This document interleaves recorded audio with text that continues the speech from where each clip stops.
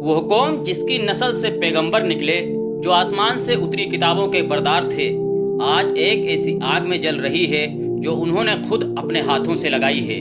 یہ نفرت کی داستان صدیوں پرانی ہے جو آج بھی دنیا کے دلوں میں دھڑک رہی ہے۔ جب ہم ایران اور اسرائیل کی جنگ کے شور کو سنتے ہیں تو ہمیں اس اتہاس کو سمجھنا ہوگا جہاں سے یہ سب شروع ہوا تھا۔ وہ قوم جو کبھی اللہ کے قریب تھی، جس کی نسل میں پیغمبر پیدا ہوتے تھے، جن کے ہاتھوں میں آسمان سے اتری کتابیں تھیں، جن کی مثالیں خود اللہ نے کتابوں میں دیں، آج وہی قوم ایک ایسی آگ میں جل رہی ہے جو اس نے خود اپنے ہاتھوں سے لگائی۔ یہ یہود کی کہانی ہے، جن کے دلوں میں صدیوں سے ایک نفرت پل رہی ہے، ایک ایسی نفرت جو وقت کے ساتھ بجھنے کے بجائے اور گہری اور سخت اور خطرناک ہوتی گئی۔ اور آج جب ہم ایران اور اسرائیل کے بیچ جنگ کا شور سنتے ہیں، جب فلسطین کی سرزمین پر بم برستے ہیں، جب بچوں کی لاشیں ٹکڑوں میں اٹھتی ہیں اور مسجدوں کی چھتیں اڑتی ہیں، تو ہمیں سمجھنا ہوگا کہ یہ جنگ دراصل آج کی نہیں بلکہ صدیوں سے بچھائی گئی ایک سازش کا نتیجہ ہے۔ یہود کی یہ نفرت کوئی آج سے نہیں بلکہ اس دن سے ہے جب اللہ نے انہیں نبوت سے نوازا اور پھر ان کی بغاوت کی وجہ سے یہ نعمت چھین لی۔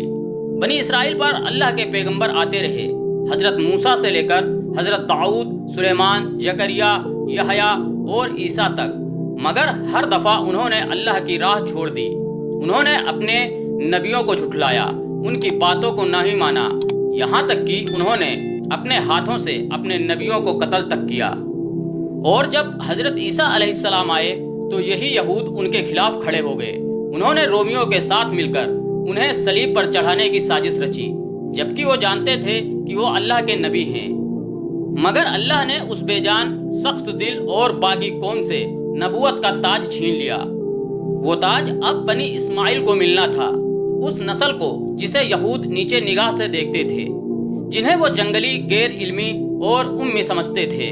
اور جب نبی آخر الجمع محمد صلی اللہ علیہ وسلم تشریف لائے اور انہوں نے وہی بات کہی جو تمام نبیوں نے کہی تھی کہ اللہ ایک ہے، اس کے سوا کوئی عبادت کے لائق نہیں، تو یہود کو یقین ہو گیا کہ یہی وہ نبی ہیں جن کا ذکر ان کی توریت اور زبور میں موجود تھا۔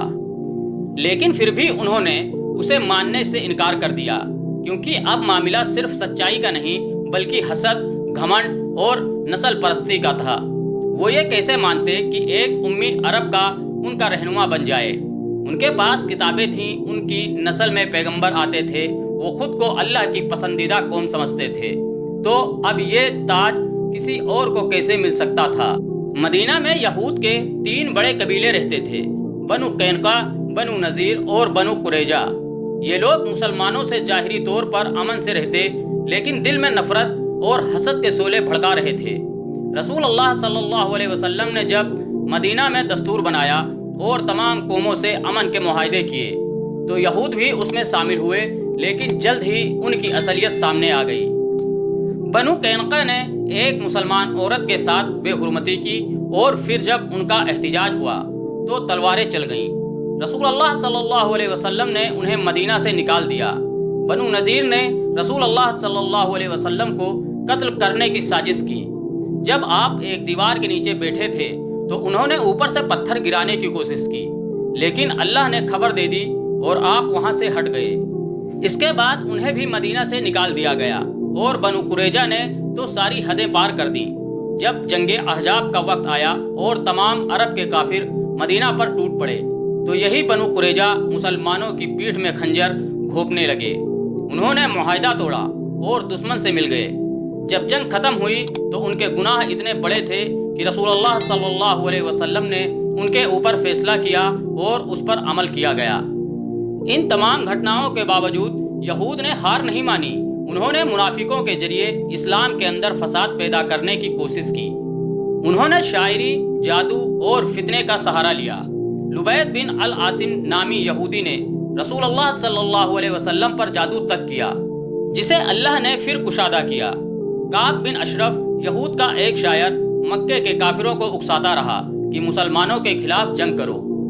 جب رسول اللہ صلی اللہ علیہ وسلم نے خیبر کا رخ کیا تو وہاں یہود کا گڑھ تھا، مضبوط قلعے، بھاری ہتھیار، بہادر لڑاکے، لیکن حق کی طاقت کے سامنے سب چور ہو گئے۔ رسول اللہ صلی اللہ علیہ وسلم نے خیبر فتح کیا اور وہاں بھی انہیں امن کے ساتھ چھوڑ دیا، مگر وہ پھر بھی نہیں بدلے۔ وقت گزرتا گیا اور جب رسول اللہ صلی اللہ علیہ وسلم کا وصال ہوا تو یہود پھر سے اپنے منصوبوں میں لگ گئے۔ انہوں نے اب مسلمانوں کے خلاف ایک اور انداز میں جنگ شروع کی، اندر سے، دلوں سے، رشتوں سے، علماء سے، سیاست سے۔ عبداللہ بن سبا، ایک یہودی جس نے اسلام کا لباس اوڑھا اور حضرت عثمان رضی اللہ تعالی عنہ کے خلاف لوگوں کو بھڑکایا، پھر وہیں سے شروع ہوئی وہ پھوٹ جس نے امت کو آج تک بٹا ہوا رکھا ہے۔ 1948 میں یہود نے ایک بار پھر دنیا کو دکھا دیا کہ ان کی نفرت آج بھی زندہ ہے۔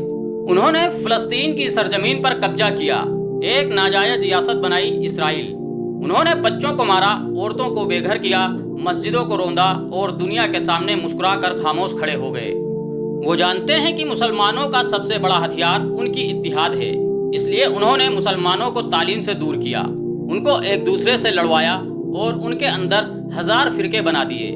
انہوں نے میڈیا کے ذریعے اسلام کو بدنام کیا اور مذہب کے نام پر منافقوں کو پیدا کیا۔ آج جب ایران اور اسرائیل کے بیچ جنگ ہو رہی ہے تو وہ صرف ایک سیاسی لڑائی نہیں، اسرائیل کو ڈر ہے کہ کہیں مسلمان پھر سے ایک نہ ہو جائیں۔ ایران ہو یا کوئی اور، جو بھی قدس کی آزادی کی بات کرتا ہے، جو بھی حق کی آواز اٹھاتا ہے، وہ ان کا دشمن بن جاتا ہے اور پھر اس کے خلاف شروع ہوتی ہے بمباری، سازشیں، فتوے، پابندیاں۔ مگر مسلمان کو سمجھنا ہوگا کہ ہماری اصلی طاقت صرف میزائل نہیں بلکہ ایمان ہے۔ قرآن کہتا ہے کہ جو لوگ اللہ پر یقین رکھتے ہیں وہ ہر حال میں کامیاب ہوتے ہیں۔ ہمیں تعلیم سے، عقیدت سے، علم سے، اتحاد سے اپنی پہچان کو واپس پانا ہوگا۔ جب تک ہم خود نہیں سمجھیں گے کہ یہود کی یہ نفرت کیوں ہے، ہم اس کا مقابلہ نہیں کر سکیں گے۔ یہ جنگ ابھی جاری ہے اور رہے گی جب تک مسلمان اپنے دلوں میں اللہ کی محبت، رسول صلی اللہ علیہ وسلم کی سنت اور قرآن کی ہدایت لے کر کھڑے نہیں ہو جاتے۔ اور جس دن یہ امت پھر سے اٹھے گی، اسی دن قدس پھر سے آزاد ہوگا اور یہود کا حسد پھر سے مٹی میں مل جائے گا۔ یہود نے صدیوں سے مسلمانوں کے دلوں میں نفرت اور فتنہ کی آگ بھڑکائی۔ نبی اکرم صلی اللہ علیہ وسلم کو جھٹلانا، مسلمانوں کی ایکتا کو توڑنا اور ان کے راستے میں کانٹے بچھانا ان کی روزمرہ کی سازش تھی۔ مگر اللہ کی رحمت اور امامت کے دم پر مسلمانوں کی طاقت صرف تلواروں میں نہیں بلکہ ایمان، تعلیم اور اتحاد میں ہے۔ جو لوگ اللہ کے راستے پر چلیں وہ ہر تفریق اور سازش کو ناکام کرتے ہیں۔ آج جب ایران اور اسرائیل کے بیچ جنگ کی آگ جل رہی ہے تو سمجھو کہ یہ وہی پرانی لڑائی ہے جو صدیوں سے مسلمانوں اور یہودیوں کے بیچ چلی آ رہی ہے۔